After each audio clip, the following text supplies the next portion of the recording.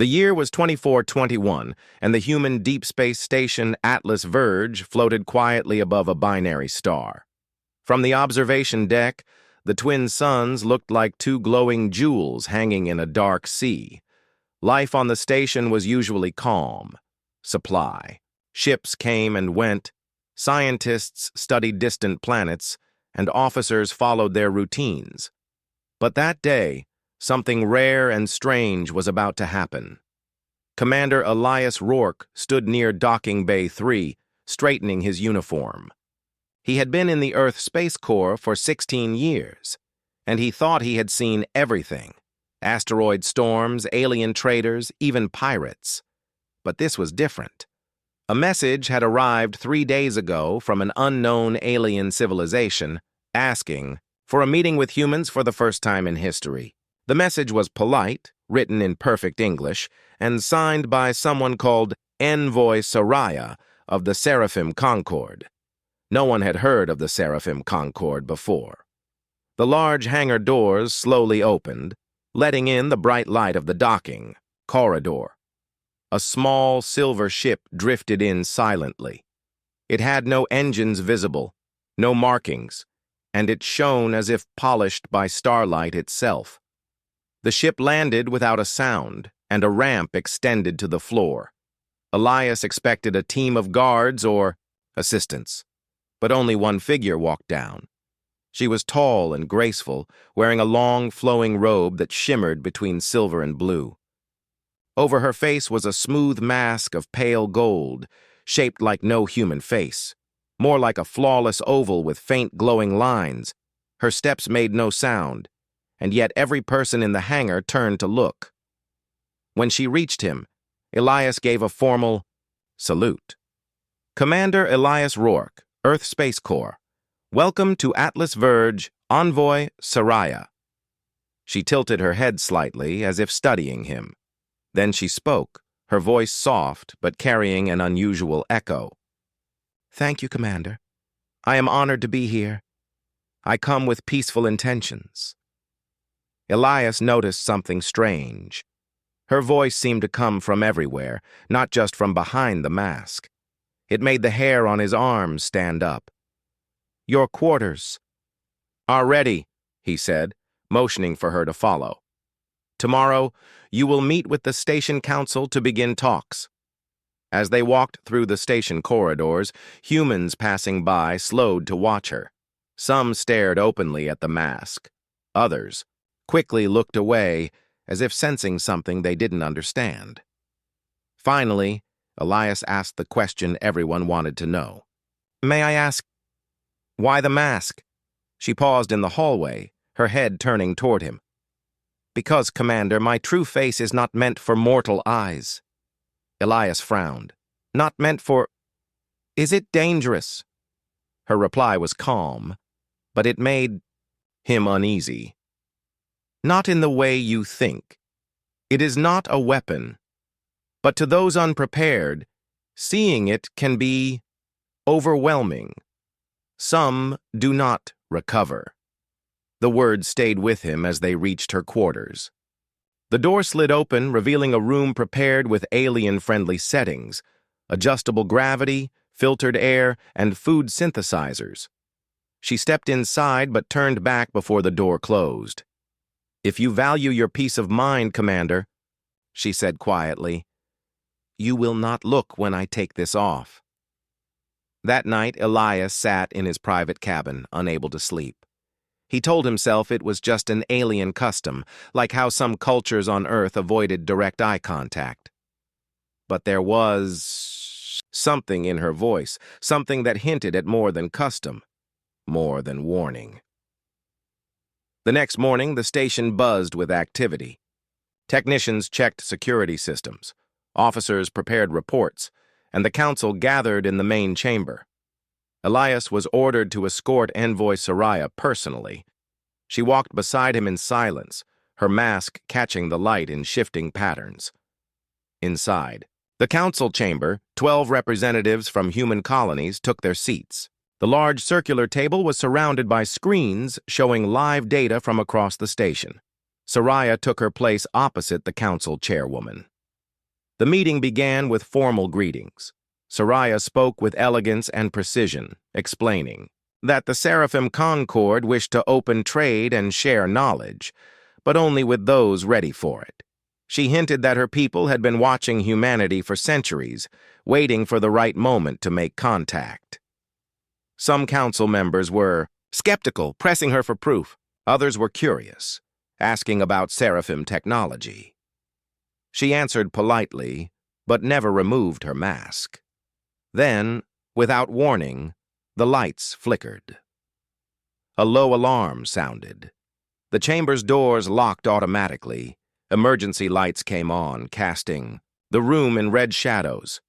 "What's happening?" one council member shouted. Elias tapped his communicator. "Control, report!" Static. No reply. In the confusion, Elias glanced at Soraya and froze. A small crack had appeared along the edge of her mask, glowing faintly with soft white light. It pulsed like a heartbeat. For a fraction of a second, the crack widened, and something behind it shimmered. He couldn't describe it. Not a face, not light, not color. Something beyond those things. Then the mask sealed itself again. Soraya was standing perfectly still, her head turned slightly toward him. "You saw," she said quietly, her voice almost sad. Before Elias could answer, the lights came back on. Station security burst in, reporting that a section of the station's power grid had been sabotaged. The attacker had escaped. The council quickly ended the meeting for safety reasons. Elias was ordered to escort Soraya back to her quarters. In the corridor, she spoke without looking at him. "Now you are in danger." "Because I saw whatever that was?" Elias asked. "Yes," she replied. "You have seen more than a human should, and once you see, the change begins." Elias didn't know what she meant, but deep inside, he felt it. A strange vibration in his mind, as if something had been unlocked, and he knew without understanding why that his life would never be the same. Commander Elias Rourke spent the rest of the day with a restless mind. The image, or whatever it had been, from behind Soraya's mask kept returning to him. It wasn't a face, not in the human sense. It wasn't light or shadow either. It was something alive, something that felt like it had looked back at him. And the strangest part was, it had felt familiar in a way he couldn't explain. In the hours after the sabotage, the Atlas Verge was locked down. Security teams searched every deck, scanning for signs of the intruder. Engineers worked to repair the damaged power grid. Rumors spread quickly. Some said a rival alien faction had attacked. Others whispered it was Soraya herself. Elias didn't believe the second rumor. He had seen her reaction when the lights failed. Calm but alert, like someone who expected trouble, but wasn't part of it. Late in the evening, he stood outside her quarters. 2 security officers were stationed there, but they stepped aside when Soraya invited him in. The room was dimly lit. The silver-blue shimmer of her robe caught the light from the stars beyond the window. She was sitting by the viewport, her hands folded in her lap. "You came," she said softly. "You said I was in danger?" Elias replied. "I need to know what you meant." She turned her masked face toward him. "The glimpse you had, that was not a mistake. Someone wanted this to happen. The sabotage was a distraction, but its true goal was to weaken the chamber's shielding. Without full shielding, my mask can't hide all of me. You saw what you were never meant to see." Elias frowned. "You make it sound like I'm infected." "In a way, you are," Soraya said, her voice calm but serious. "Not with a disease, with awareness. The human mind is like a vessel. Most are sealed shut, able to hold only what they can understand. But once a crack appears, new truths begin to pour in. If the vessel isn't ready, it breaks." Elias sat across from her, leaning forward. "So what happens to me now?" "That depends," she said. Some minds adapt. They grow stronger. Others collapse. My people do not risk showing our true selves to mortals because too many have fallen into madness. He stayed silent for a moment, watching the faint golden glow of her mask. And you? How are you so sure I'm worth the risk? She tilted, her head slightly. Because you didn't look away. Most humans would have turned from even a partial glimpse. You held your gaze. Before Elias could reply, her posture stiffened. She touched the side of her mask as if listening to something. He couldn't hear. What is it? He asked. They are still on the station, she said quietly. The ones who caused the sabotage. Who? Elias asked sharply. An enemy faction, she explained. They call themselves the Veilborn. They fear my people, and they fear humans, especially those who might understand us. They believe if you survive the change, you could become dangerous to them. Elias's instincts as a soldier kicked in. If they're here, we need to alert security. She shook her head slowly. Security will not find them. The Veilborn can blend in with shadows, slip between moments of time. Only someone touched by a seraphim's light can sense them. Elias leaned back, exhaling slowly. You're saying I'm the only one who can track them? For now, she said.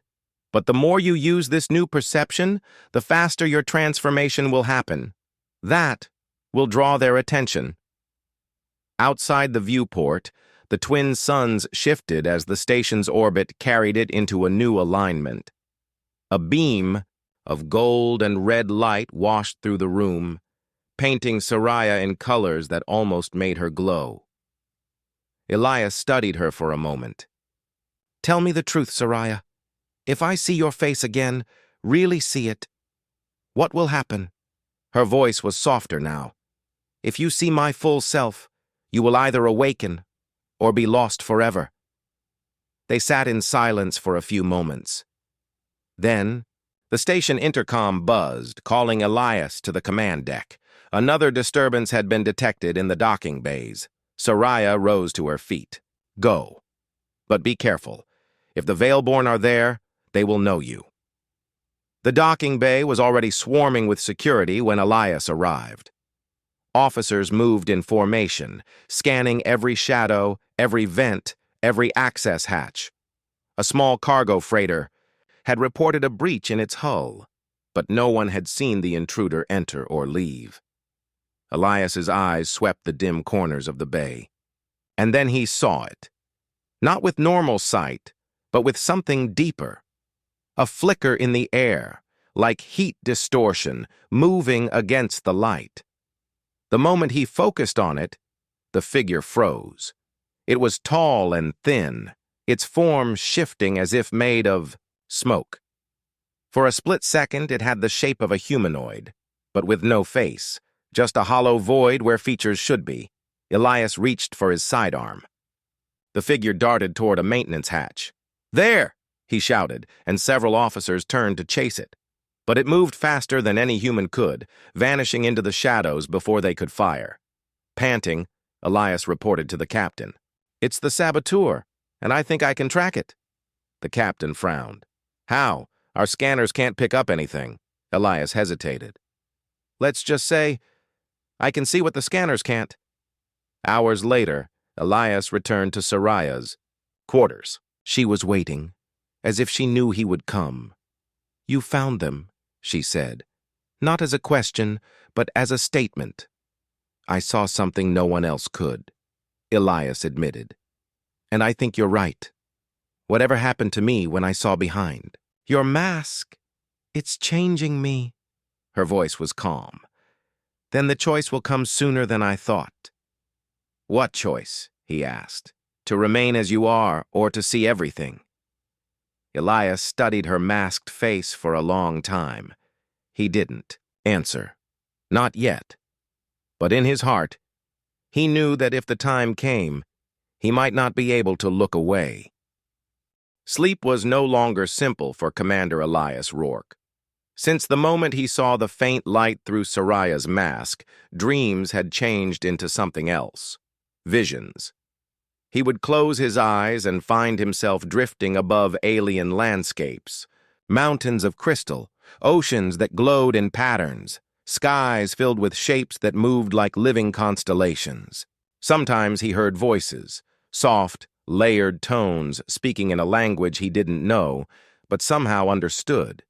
They spoke of gates between worlds, of trials to awaken, and of shadows that feared the light. Each morning he woke with his heart racing and a strange hum in his ears that slowly faded. But the images stayed with him, more vivid than any dream should be. On the third day after the sabotage, Elias stood at the command deck's large viewport, looking at the twin suns. He barely noticed when Captain Nyla approached. "You're distracted," she said, folding her arms. "Just thinking," Elias replied, though he knew it was more than that. "About our guest?" she asked. Elias didn't answer directly. "Do you believe someone's mind can be changed by what they see?" The captain raised an eyebrow. "If you're talking about her mask, I'd advise you to stop thinking about it. Curiosity is dangerous in diplomacy." Elias nodded but didn't promise anything. Later, when he escorted Soraya to another council meeting, he noticed something new. The corridors looked sharper somehow. He could see details he had never paid attention to before, faint scratches in the floor plates, small variations in the light. And here and there, shadows seemed wrong, moving slightly when nothing should have made them move. "Your perception grows," Soraya said suddenly as they walked, without turning toward him. He blinked. "You can tell?" "I can feel it," she replied. "My kind are bound to those who glimpse us. The thread between us is already formed." "Then you know about the visions?" Elias asked quietly. She finally turned her masked face toward him. "Yes. They are pieces of truth slipping through the crack in your mind. You are changing." Elias hesitated, then asked, "If I'm changing, will it stop on its own?" She shook her head slowly. "No. Once begun, the process continues until you either complete it or you break." Her words stayed with him all through the meeting. The council's discussions faded into background noise. His attention kept drifting to the way her mask caught the light, how the golden lines seemed to pulse in rhythm with his own heartbeat. That night, the visions returned, stronger than before. He stood on a bridge of light, stretching, between two stars. Soraya was there, unmasked, but this time he could see her clearly. Her face was not flesh and bone, but an endless swirl of light, like a living galaxy. It drew him in, pulling him forward. His chest felt tight, his mind racing with thoughts not his own. Then, from the darkness beyond the bridge, shapes moved, tall, shadow-like beings with hollow faces, the same kind he had glimpsed in the docking bay. They hissed in voices like wind tearing through metal. "Not ready," they whispered. "Too soon." Elias turned to run, but the bridge shook and cracked beneath him. He fell into darkness and woke up in his cabin, gasping. The next day, Soraya asked to meet him privately in the observation lounge. The room was quiet, the only sound the hum of the station's systems. She stood near the glass, the twin suns casting her in a golden glow. "You've seen the Veilborn in your visions, haven't you?" she asked before he could speak. "Yes," Elias admitted. "They were on some kind of bridge, and they didn't want me to cross it." "That bridge is the path of ascension," she explained. "For humans, it is the point where your mind either awakens fully or collapses." Elias clenched his jaw. "And the Veilborn want me to fail. They fear what an awakened human could do," she said. "My people believe your species has potential that even we cannot predict. That is why they try to stop the change before it completes." He paced the room, feeling the weight of her words. "So what do I do?" "You must choose," she said simply. "I can shield you, slow the process. But it will never stop completely. Or... She paused. I can remove the mask. You will see all of me. It will be the end of uncertainty. Elias stared at her. If I choose that, and I'm not ready, then you will be lost, she said softly. An alert cut through the room. A sharp tone from Elias's wrist communicator. Command deck to Rourke. Intruder sighting on deck 6. Possible match to sabotage suspect. Elias looked at Soraya. She nodded once. Go, but be careful. Deck 6 was dim, the lighting reduced for maintenance. Security teams searched in pairs, but Elias separated from them, following a faint pull in his mind. It was like following a scent that wasn't physical, a direction that didn't exist on any map. In a storage bay, he found it. A veil-born, half hidden in shadow. It froze as he stepped in, its hollow face turning toward him. This time, he didn't reach for his weapon. He simply looked. The creature hissed and flinched as if burned. For a moment, Elias saw its form waver, becoming less like smoke and more like a thin, brittle shell. You can't stop this, Elias said, not knowing where the words came from. The veil-born recoiled into the wall and vanished, leaving the air colder. When he returned to Soraya, she listened to his account without surprise. You are further along than I expected, she said. Elias exhaled slowly. I think I'm done waiting. I don't want to keep wondering if I'm ready. Her masked face tilted. You're asking me to finish it? I'm asking you to... Show me, Elias said firmly. Whatever happens, I'll face it. For a moment, she was silent. Then she nodded. Tomorrow, in a sealed chamber. There will be no going back. The next day began like no other. The Atlas Verge station was calm, but for Commander Elias Rourke, every sound, every flicker of light felt heavier. This was the day he had agreed to see what no human had ever seen. Soraya met him in silence. She wore the same silver-blue robe and golden mask, but there was a difference in the way she moved, slower, more deliberate. She led him through restricted corridors, past sealed bulkheads, until they reached a small, circular chamber. The walls were smooth metal with faint patterns etched into them, almost like constellations. This is a shielding room, she explained. No one outside will sense what happens here. If you lose control, the room will protect the rest of the station. Elias's throat felt dry, but he nodded. And if I can't handle it? Her voice was soft but steady.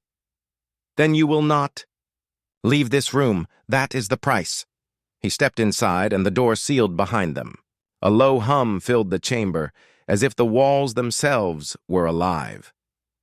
Soraya stopped a few steps away from him. Before I do this, you must understand. Your mind will change in ways you cannot predict. You may remember things you never lived. You may feel connections to places you have never been. And once you see, there is no unseeing. Elias took a deep breath. I understand. Do it. For a moment, she was still. Then her hands rose to the sides of her mask. With a soft click, the golden lines along it began to glow brighter. The hum in the room deepened. Slowly, the mask loosened, revealing a faint white light from within. Do not look away, she said. The mask lifted free, and Elias's breath caught. There was no face. Where her head should have been was a vast, swirling expanse of light and motion, like looking directly into the heart of the cosmos. Stars burned and died in moments, nebulae unfolded in spirals of color he could not name, and rivers of golden fire stretched into infinite distances. Shapes moved within, not solid, not shadow, but patterns of energy that seemed to recognize him. He felt weightless. His body was still standing in the chamber, but his mind was everywhere. He could hear music, though it was not played by any instrument. It was the vibration of the stars themselves, each note a truth. He saw worlds rising from oceans, civilizations growing and vanishing, beings of light and shadow dancing in endless cycles. The light touched him. In that instant, memories poured into his mind, but they were not his. He was standing under 3 moons on a crystal plain. He was walking through a city made of light towers. He was flying, not in a ship, but with wings of thought alone. The experiences came faster, merging into something deeper, an understanding. Humanity was not alone in the galaxy, not by a vast margin, and yet humans were special.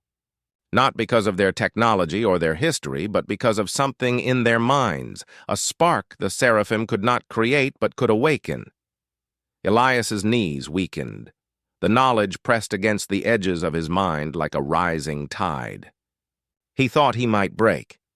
But then a voice steadied him. "You are ready." It was Soraya's voice, but not as he had heard it before. This voice was inside him, resonating like a chord struck in the center of his being. He tried to speak, but words seemed too small for what he felt. Still, he managed a whisper. "We were meant for more." The light flared brighter, and for a heartbeat, he saw himself reflected in it, not as he was, but as something beyond human. His eyes burned with the same light, his form outlined by faint golden patterns. Then, slowly, the light receded. Soraya replaced the mask with a quiet motion, and the hum of the chamber softened. Elias staggered slightly, catching himself. His heart pounded, but he felt clear. The constant hum in his head was gone, replaced by a calm focus. The room seemed sharper, every detail crisp and alive. Soraya studied him for a long moment. "You held your mind? Few could." "What happens now?" he asked. "You are changed," she said. "Your senses will grow. You will see the Veilborn wherever they hide. You will understand truths that others cannot yet accept." He shook his head slowly. "It's a lot. But it feels like I've been walking with my eyes closed my whole life." "That is what it means to awaken," she replied. "But remember, the Veilborn will not stop. Now they know you survived. They will try harder to destroy you." As they left the chamber, Elias felt different with every step. Passing crew members, he could sense faint emotional currents in them: worry, curiosity, boredom. In the distant hum of the station's engines, he could hear subtle patterns, almost like a heartbeat. But with the clarity came a shadow. Somewhere deep in the station, he felt a disturbance, a ripple of cold that didn't belong. He stopped mid-corridor. "They're here," he said. Soraya turned toward him. "You can sense them already?" "Yes," Elias said firmly. "And I think they're moving toward the command deck." She nodded once. "Then your awakening has come just in time." The moment Elias stepped out of the shielding chamber, the station felt different. It wasn't just the air or the light. It was him.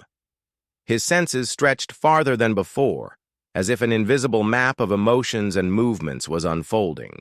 In his mind, he could feel the life around him. Crew members passing by left faint traces of their moods: curiosity, stress, fatigue. Machinery hummed with a rhythm that made sense to him now, each vibration telling him the health of the system. But underneath it all, there was a cold ripple moving through the station, sharp and unnatural. "They're on the move," Elias said, scanning the corridor with more than sight. Soraya matched his pace as they walked quickly toward the command deck. "Where?" "Deck 10, he said without hesitation. "Moving toward the central power hub." She glanced at him, and he could almost feel her approval. "Then we stopped them." The trip to Deck 10 was tense. As they moved, Elias's awareness shifted like a searchlight in his mind. Every time the cold ripple moved, he knew their prey had changed position. Twice, they had to take alternate routes to avoid drawing attention. The Veilborn were fast, but they weren't invisible to him anymore. When they reached the power hub, 2 station security teams were already there, blocking entrances. Captain Nyla was with them, issuing orders. "Commander," she said sharply, "what are you doing here? This area is on lockdown." Elias looked straight at her. "Lockdown won't catch them. I can." The captain hesitated. "Them? We haven't seen anyone." "That's because you're looking with your eyes," Elias said. "They're here, 3 of them. One near the coolant lines, one by the control panel, and one in the ventilation shaft above us." Several security officers glanced upward, confused. Soraya stepped forward. "Trust him. He sees what you cannot." Nyla's hesitation lasted only a second. "All right. You heard him. Move." The team split into 3 groups, following Elias's directions. He closed his eyes for a moment, letting the strange new sense guide him. It was like hearing faint echoes in a dark room. But when he focused, the shapes became clear. The first, Veilborn made its move, rushing from the shadows toward the coolant lines. Elias shouted a warning, and 2 officers fired stun rounds. The alien's smoky form rippled and collapsed into nothing. The second one tried to overload the control panel, but Elias was already moving. His body reacted faster than thought, intercepting it with a shot before it could finish. The third was the most dangerous. From the ventilation shaft, it dropped down directly toward the captain. Elias felt the air twist before it happened. He pushed Nyla aside and swung his sidearm upward, firing. At the exact moment, the shadow solidified. The Veilborn let out a sound like breaking glass before vanishing. Silence filled the room. Security officers exchanged uneasy looks. They hadn't seen anything clear, but they couldn't deny the results. Nyla turned to Elias. "I'm not sure what just happened, but you saved us." "How?" Elias met her gaze, deciding not to hide the truth. "Let's just say, I've had my eyes opened." Later, in a quiet observation room, Elias and Soraya spoke alone. Outside, the twin suns glowed against the black void. "They know now," she said. "The Veilborn will see you as a threat. They will send more." Elias leaned on the railing, staring at the stars. "Good. Let them come." She stepped closer. "This is not just about survival. You are the first awakened human in recorded history. My people have waited centuries for this moment. But the path forward is dangerous, for you and for your species." Elias looked at her. "Why? What? Is it about humans that scares them?" Soraya was quiet for a long time before answering. "Most civilizations in the galaxy grow into patterns. They advance, they stabilize, they stagnate. But humans, you break patterns. You adapt faster than most can predict. The Veilborn fear that if humanity awakens too soon, you will disrupt the balance of power in ways no one can control." He thought about that. "So you want to make sure we awaken the right way?" "Yes," she said simply, "but it begins with one, and that one is you." That night, Elias didn't dream. He remembered. Not memories from his own life, but from others. He saw through the eyes of explorers on worlds humanity had never reached. He understood complex alien technologies as if he had always known them. And in the distance, beyond the edge of thought, he sensed more seraphim, watching, waiting. In the early hours, an urgent call woke him. The Veilborn had returned, this time in greater numbers, and they were moving toward the station's main communication array. Elias armed himself and met Soraya at the entrance to the array. "If they destroy this, no one outside the station will know what happened," he said. "They won't," Soraya replied, her voice steady. "Not while you stand." The battle in the array chamber was faster and sharper than the last. Elias could sense every move before it happened. guiding the security teams like pieces on a board. The Veilborn tried to use their shadows to hide, but he burned through their illusions with his new perception. When the last one vanished, Elias stood in the center of the room, breathing hard but unshaken. Around him, the crew stared. Not just in relief, but in realization. This wasn't normal human ability. Something had changed him. Soraya joined him, her mask tilted in what he now recognized as approval. "You are ready for the next step." Elias didn't need to ask what she meant. Deep down, he already knew. The station's corridors buzzed with quiet tension as the last alarms faded. The Veilborn's attack on the communication array was over, but their presence still haunted the shadows. Commander Elias Rourke stood beside Soraya in the observation lounge, staring out at the swirling stars beyond the viewport. "This is the moment," Soraya said softly. "The path splits here." Elias didn't look away from the stars. "I feel it too, like the universe is holding its breath." She turned toward him, her golden mask shimmering under the twin suns' light. "I can take you to my homeworld, where you will complete your transformation. You will see and understand what humans have only dreamed of." Elias's mind raced. The promise was immense. Power, knowledge, connection, everything he had glimpsed in his visions and beyond. But there was a cost. "You said there's no going back," he said. "If I go, I can never return to the life I knew?" "No," Soraya confirmed. "Your old life will end. You will become something new." He swallowed hard. The thought of leaving behind his family, his friends, his humanity, felt like a weight, pressing on his chest. "But what about Earth, the people I care about?" She reached out, a hand glowing faintly beneath her robe. "Your transformation is only the beginning. When the time is right, others will awaken, and humanity will..." Elias nodded slowly.